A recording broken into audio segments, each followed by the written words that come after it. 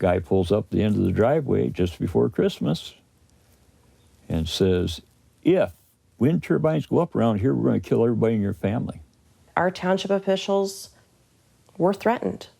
There is still fear within our community.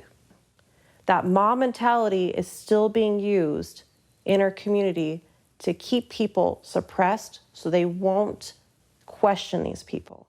In Michigan and across the Midwest, a coordinated campaign of misinformation against clean energy, solar and wind, has turned communities against themselves. It has been a source of contention in a number of communities for years, the development of wind and solar projects. And we've seen terrible things in local communities. We've seen threats, blackmail, vandalism. It's not pretty, and it has to change. Our family owns 2 centennial farmsteads, including the home I live in, which has been in my family for 154 years. Being a farmer is a gamble. One year you can be a tremendous year, and the next year it can go right down the drain. In recent years, the cost of fertilizer, fuel, and seed have only added to this challenge. It comes down to property rights. Property rights are a sacred thing. You shouldn't be told what to do and not to do on your ground, on land that you own. We as the Conservative Energy Forum strongly believe in property rights and the fact that government is telling people what they can or can't do with their private land. And for some farmers, it is literally a matter of financial survival if they have the option to put some solar on some of their land. That is their right. For our family, the challenges hit home in the 1990s when my mother came down with a severe illness. In order to pay my mom's rising health care bills, my dad was forced to sell part of our farm. But he knew that's what he had to do. Fast forward to today, my husband and I are facing medical issues of our own. Our greatest fear is that we will have to do the same thing my dad did and sell the rest of the farm instead of being able to pass it on to the next generation. Fortunately, we had an opportunity that would help us keep the farm in our family by hosting a solar farm, using our land to harvest sunlight and generate clean power. An open tract of farmland is a precious thing. Once you put houses on farmland, it's never coming back. A wind turbine on a piece of land improves the bottom line for a farmer, and they can keep farming. In communities that had wind farms, those people that were receiving wind farm income were more likely to say that they were going to pass their farm on to a child, or that they had developed a succession plan and they knew who they were going to pass their farm on to. As my family's been here for generations, and now what? Now I'm a piece of crap because I've signed my property up for windmills or solar, you know? I mean, when does property rights come into play? In the Planning and Zoning Act of the state of Michigan, you cannot write a zoning ordinance that rules out a function. So townships need to comply and allow issues like wind and solar to exist within the township. The townships effectively outlawed any renewable energy development.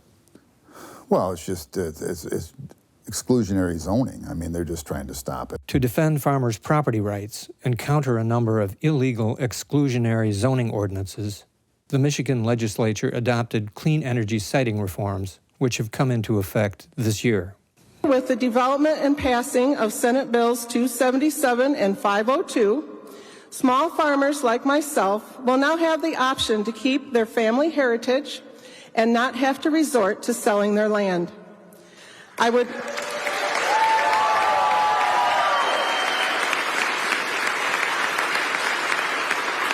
The whole reason this law came about in the first place was too many townships were denying landowners and farmers the right to have solar or wind on their land.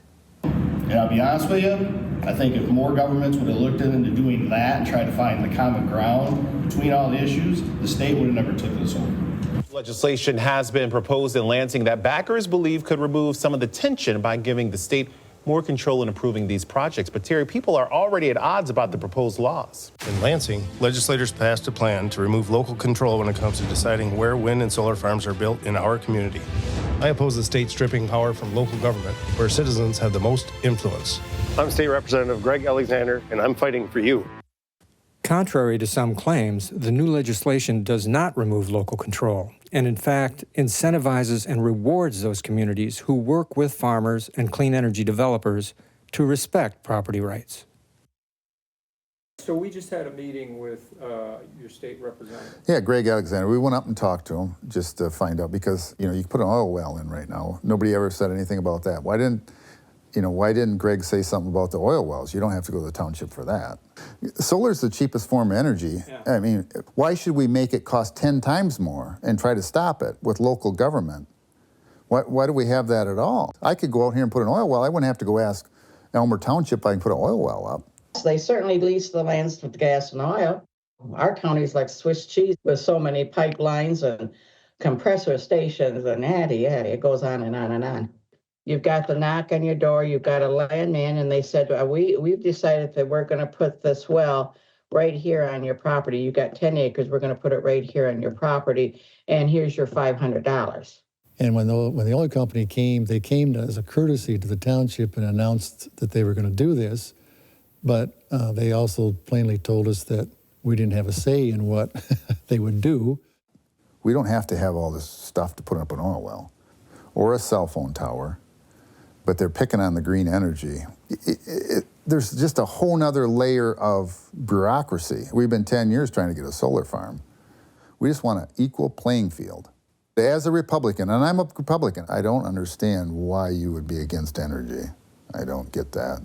As a Republican, why you'd want to stop energy. I think all energy is good, and why you'd want to pick a winner and a loser. I don't get it. And here you got somebody living in a trailer that doesn't want to see a solar panel more than 1,000 feet from their house. Well, that's not their property. These people are being manipulated. And it is through the internet. And I hate to say they're that stupid, but I think they're that gullible. They don't think for themselves. If it's on the internet, it's got to be the truth. What we do with our land, as long as it's within the law and as long as it doesn't harm anyone, is our business. I mean, nobody tells me what crop I can plant. Nobody tells me what farming method I can use to be the most efficient on my operation. But I've got somebody that lives in a double wide and got a pair of horses behind their house that wants to tell me what we can do with our land. And that's wrong. That's just dead wrong. Michigan's siting reforms are beginning to show results, and a number of communities are now already seeing benefits from new clean energy development. Meanwhile, back in the Michigan legislature, politicians opposing clean energy, like Representative Greg Alexander, press on with arguments that seem confused, unfocused, poorly informed, and contradictory. Things are tight in terms of income. If they can't do something like this, what are other alternatives that you're hearing to be able to make ends meet if there's not opportunities for something like this? So the opportunity for a landowner, a farmer or whoever, it should be up to them to decide what they want on their property. I was a drain commissioner before, and it didn't matter to me how they treated their land. They could put up a Walmart, or they could put up plant corn or plant trees. It's property rights is what it should be. And that happens at a local level. Alternatives, they could choose a different crop to plant. They could, put it in a government program. There's lots of alternatives that a landowner could do with their property. They paid for it. In essence, they pay the state to use it every year, right? Through taxes, property taxes. So that's the landowner's choice. Thank you for the question.